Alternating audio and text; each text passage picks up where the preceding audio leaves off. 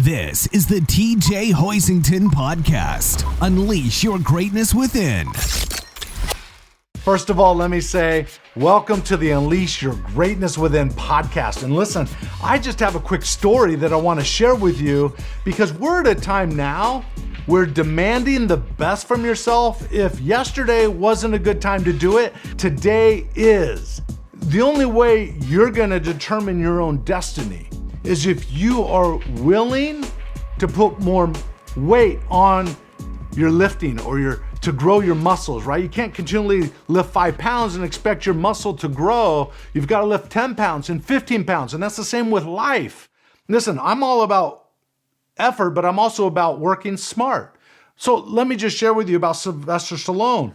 He knew throughout his early years of the career, he knew what it meant to demand the best out of yourself. He was a great example of that. He put more demand on himself than anyone else could. When everybody else was taking a break, he was hustling. Did you know that he wrote the first Rocky film in 3.5 days?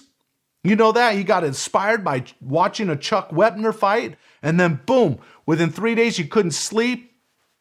And he wrote the basic script for that movie. And later on, he became the actor in it. It won a number of Academy Awards on a budget of less than $1 million.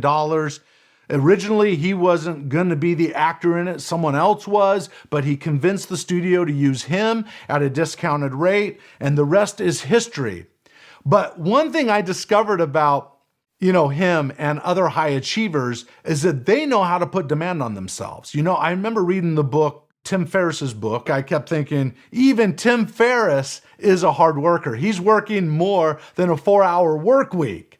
And so my thought was, what did Sylvester Stallone do to get where he ultimately felt like he was successful?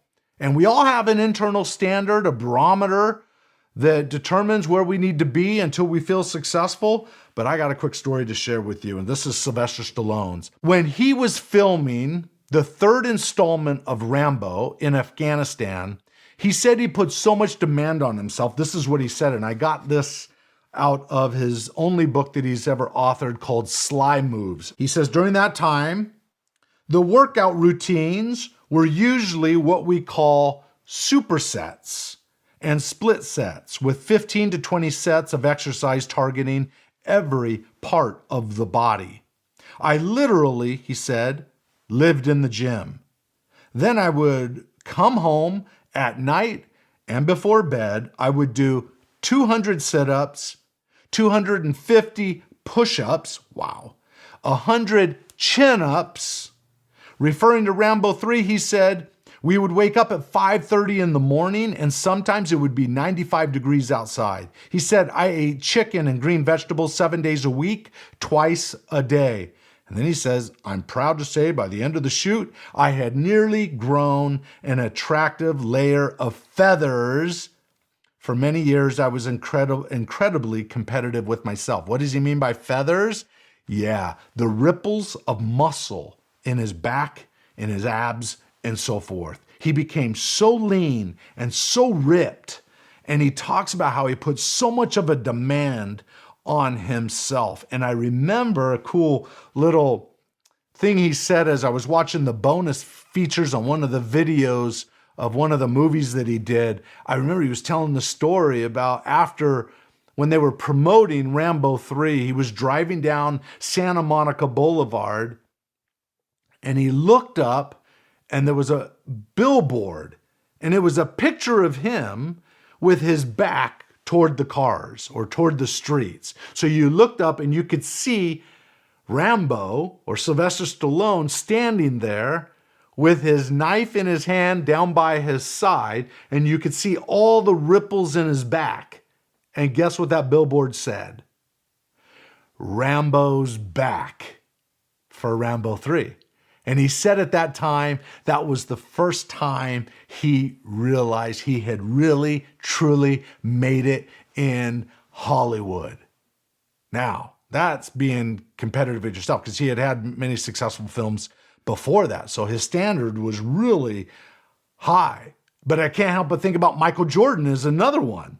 Michael Jordan, I don't know if you knew this, when he did the old film with Warner Brothers, where he was the live person in with a bunch of cartoons, that old movie from Warner Brothers called, what was that called? Space Jam. It was called Space Jam. So in that movie, did you know that he had asked to have a basketball court built outside of the studio so that during and between his shoots, when he had a break, what was he doing? He wasn't just sitting in the trailer relaxing. He was hustling. When everybody else was taking a break, he was out there hustling. And you know what? As I have studied high achievers over the years, and I've written about them, that's one thing that I see all the time is they are willing to put in the time and the effort. Even Malcolm Gladwell talked about the 10,000 hour rule before you become an expert. And he gives all these examples of people that put in the time and the effort for 10,000 hours before they ever made it. And it's going to be the same with you. You can't expect, especially during this time, the coronavirus,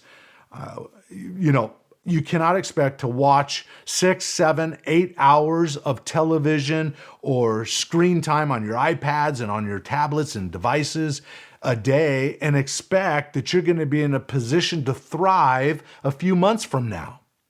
No, you've got to be using your time wisely. There's one thing we all get, and that's 24 hours of time. Nobody gets more, nobody gets less. So you've got to use this time to your benefit. You got to think like an entrepreneur. You've got to give your all. If you've got an idea in you, this is the time to act on that idea. The world has slowed down, but that doesn't mean you should be slowing down. You need to hustle and bust a move and burn that midnight oil. If you've got a book in you, you need to stay up and you need to write into the night or get up earlier in the morning and write every day. Inch by inch, everything is a cinch, but yard by yard, it's hard. That's what Les Brown once said. Let me tell you something. You're going to have to dig in and give your very best if you expect to thrive after this is through. And I would say there's a fine balance between those people that think this is going to go on for a long time and that the future is dire, and those people that want to get out and get to work. Listen, we got to find that happy medium sooner rather than later. It wasn't meant for human beings to sit on the sidelines and not grow and not express and not have a voice and not, right?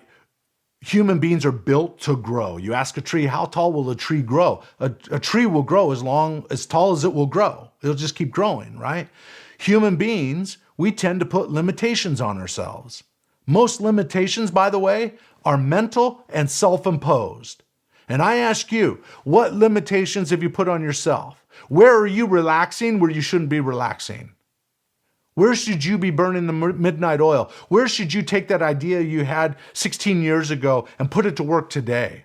The world is changing. It's adapting. How are you going to run your business differently? How are you going to lead people when 40% of your office is still in quarantine and you're running your business with people in their homes? Hey, the world's going to change. And how are you going to capitalize on that and still get results? Hey, that's a choice you got to make. But I'll tell you what, sitting on the sidelines thinking that when it's all over, then I'll get to work, I got news for you. It's not going to happen for you. So get after it. Be like Sylvester Stallone. Be like, Michael Jordan. Unbelievable. He lived by 3 rules, by the way. You know what those 3 rules were? Number 1, know the fundamentals.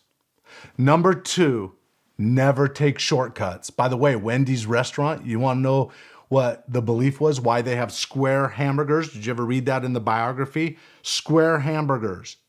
Why they don't trim off and make them round? Because the founder of Wendy's restaurants believed in not cutting corners. So that's just a thought. Raise your standards. And then number 3, Michael Jordan's rule was when you've exhausted all other resources and energies, pull yourself through on heart alone. Buy into a vision that's bigger than your paycheck or the paycheck you don't have right now, I'm sorry to say for some of you. Buy into a vision that's big, that's grandiose. Think bigger than you've ever thought before and think about ways that you can serve humanity as a whole. And if you do that with some effort and belief and sweat and tears, hey, you'll make it happen. All right? I wish you the best. Now take these concepts and go out there, demand the best from yourself, and unleash your greatness within.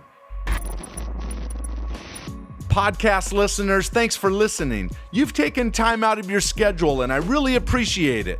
Now do me a favor. If you like what you heard, star it. Thanks. Now go unleash your greatness within. GreatnessWithin.com